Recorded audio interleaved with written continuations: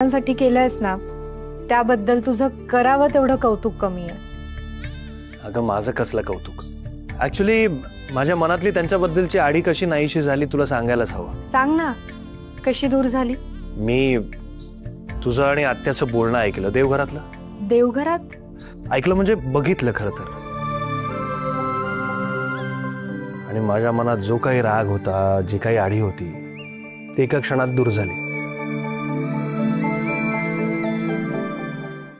खरंय श्रेयस, दयानंद काकांनी कितीही पाप केलं असलं ना तरी त्याची शिक्षा आपण शकुंतला आत्यांना नाही देऊ शकत. राईट. आणि आपला नवरा असं वागलाय याची त्यांना इतकी लाज वाटलीये ना की त्यांच्यासाठी हीच मोठी शिक्षा आहे.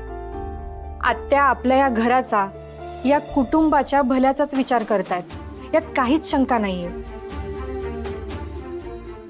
आणि त्यांचं हे प्रेमच आपल्या घराची सगळ्यात मोठी ताकद आहे.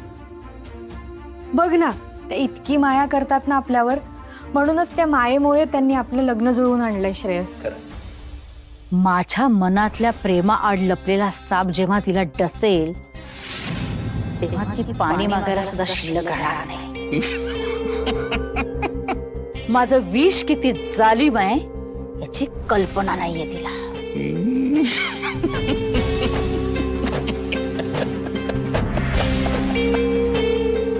वा वा वा वा वा.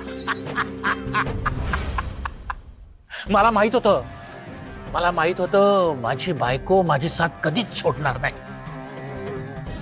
शेवटी तू तुझी चमक दाखवलीसच. आता मला बाहेर काढ, मग बघ कसे एक मार्ग दाखवतो तुला.